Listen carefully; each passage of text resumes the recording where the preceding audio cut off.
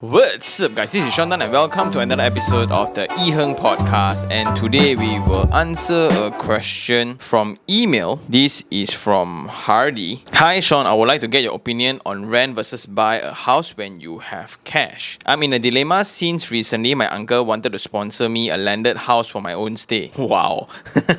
He said he can cover the 10% down payment up to 80,000, and I just need to pay the monthly installment.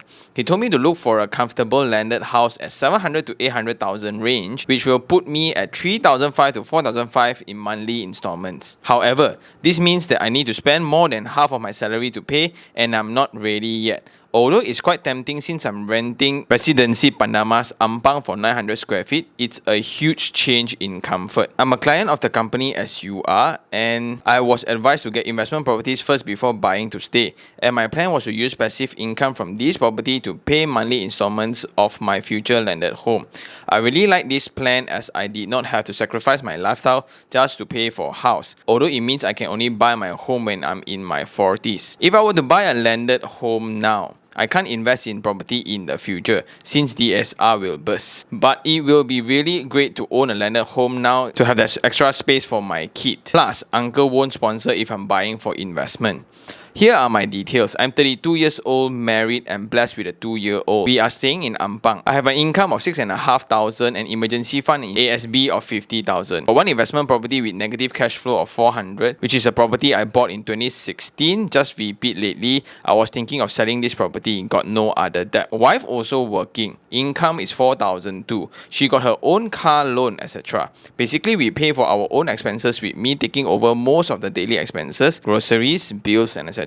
I don't usually kacau or control my wife's salary. Got timeline from my uncle. Don't know when the 80,000 offer will end. He will not help if it's for investment purpose, only for own stay. Appreciate your input. Thank you very much. And that seems to be really weird. But anyway, thank you for the email.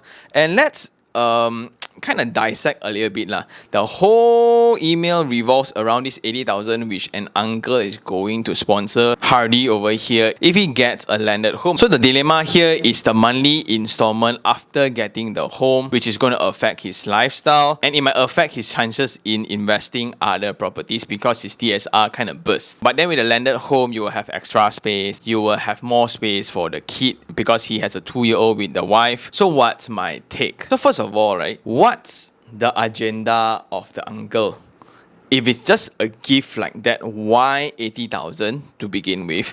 Then why only for own stay? Is it really pure love, or is there something more that you are not saying, or is there something more that I'm not seeing? Is it because he looked at your lifestyle currently in Ampang with that apartment of 900 square feet? It's too small, it's too crampy, so he wants to do something. So it's really very generous in giving you that money to live in a better place. That's the first question that I have lah. The second thing to talk about, which you kind of raised as well, where when you buy a home, yes, the monthly installment is going to be way more, right? But do be informed that 80,000 is a big sum of money, but also not a big sum of money. If you're going for a property that is around 700 to 800,000, right? For a sub sale, it's not enough at all. You will need around 18% of the house as your initial capital, because the 10% is just the upfront payment. Later you have MOT lah, lawyer fee lah, banking fee lah, tap a lot of other more things where it amounts to 17 to 18%. And we haven't calculated renovation yet. And we haven't even include renovation yet. If you buy a sub sale, most of the time a fresh paint, a fresh coat of paint, new furniture, maybe sanitary wares around the toilet, then you will discover, oh, here leaking, wiring here, some landscape, tada. It's going to be way more than just 80,000. So let's say we do the bare minimal just to upkeep the house, move some furnitures over, and let's put a price tag of maybe 50,000. 50,000 is the bare minimum, but let's work with it, right? So let's say if you buy a 700,000 property, you will need around 126,000, which is 18%. Then you will need another 50,000. So you will need around 180,000. It means you will need another 100,000 of your own just to own the property and make the landed property livable. So without the initial 80,000, now you're kind of okay in your house. You don't have to extra put out 100,000. You can go and invest with that money. But suddenly, when your uncle offer you 80,000, do I want to cough out my own money just to match up with it.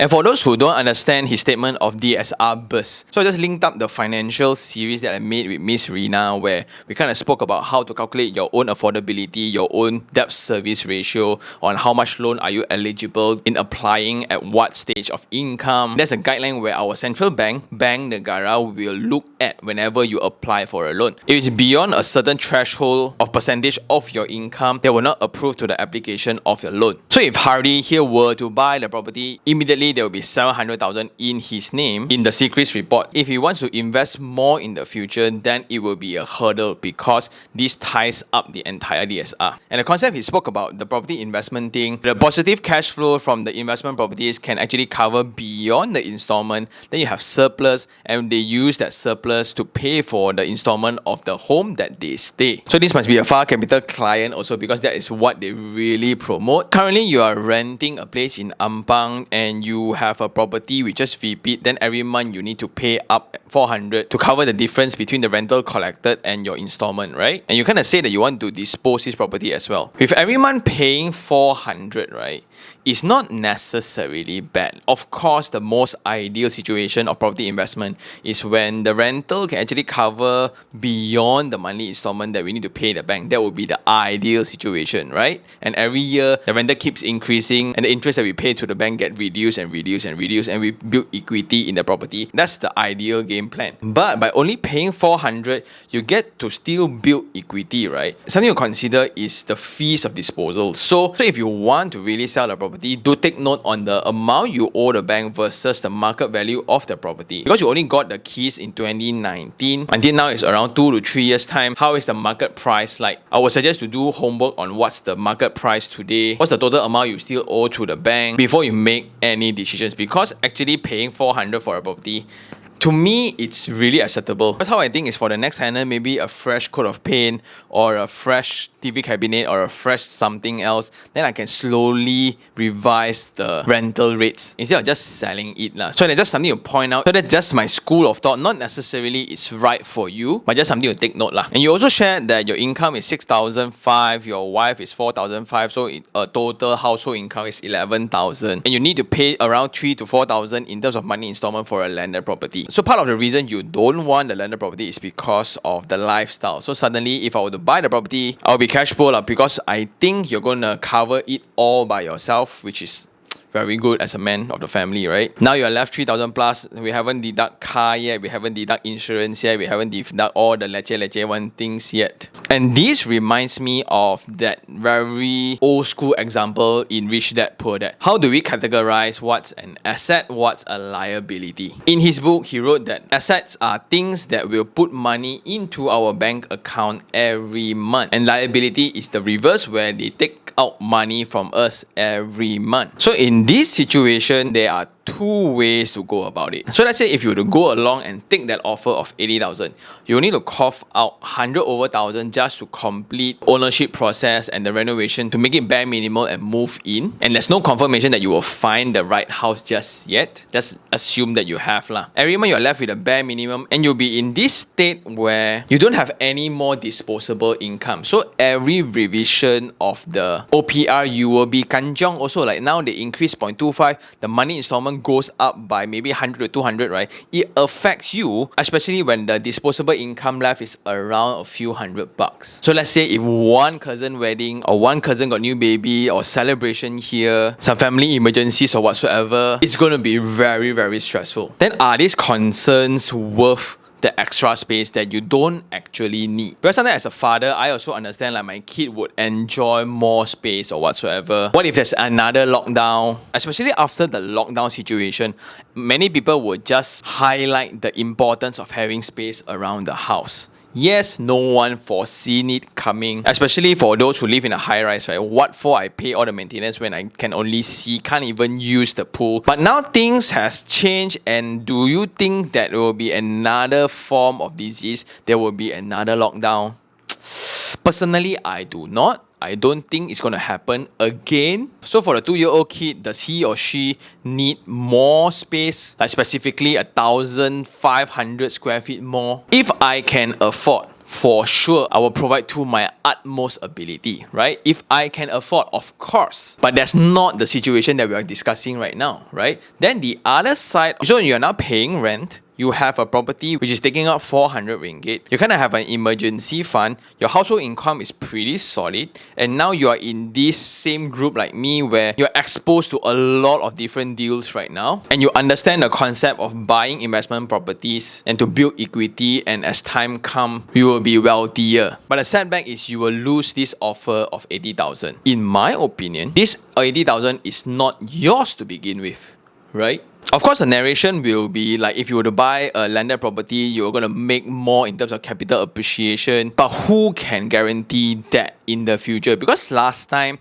there's no such thing as landed strata. Because last time, there's no crypto. Internet weren't at this advanced state where we can actually make money and make communication like this. And we kind of spoke about it in the future, individual title type of landed properties, right? Is it still valid? The main reason for that is I foresee that the wealth gap is only going to expand further. In the future, there's no more middle class. I think it's shrinking. It's only our choice to be poor or to be rich. And as harsh as it sounds, this is going to create a lot of social issues. And when I pay 7 to 800,000 for a property, and maybe 10 to 15 years time, it's going to be $1 million. Will people pay $1 million for a property without the gated and guarded facility?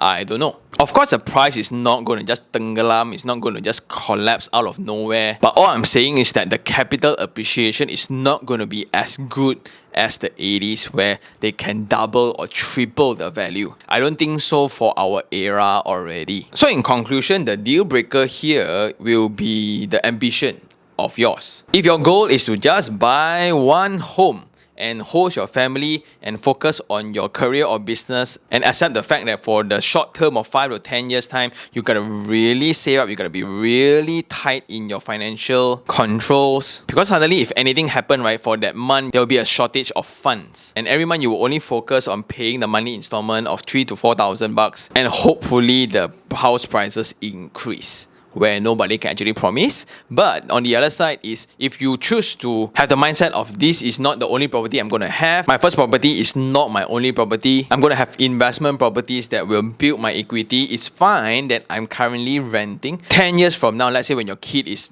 standard 1, let's say your kid just finished UPSR, right? You can upgrade to a landed property then, because by then maybe you have 3 properties already that are generating rental for you and you're doing so well in your career. You can afford on your own a landed property that you can kind of call your dream house already. Personally, I would prefer that state. And also a side note, I don't know how close you are with that uncle. By me not receiving offerings, right, gives me that stance of independence, give me that stance of power. Thank you, I appreciate it, but no thank you. I will achieve my own goals and ambition on my own. Because what I really don't like is, let's say if the house price really were to appreciate, right, for the landed property, I would not prefer to hear those comments about, oh, it was me, it was my money that helped him, so now he needs to be grateful to me. You know, last time I helped you, so now I have this thing, I need your help back. I don't know, right? Family dynamics, it differs from family to family. I don't know how you guys roll, but that's my take. And I think that's all for this episode. Thank you very much for sending in the email. And for those who still have any questions regarding real estate, do just email me at TANIHERNG, or you can just reach out to me on Instagram, IHERNG. And I'll see you guys on the next one. Ciao.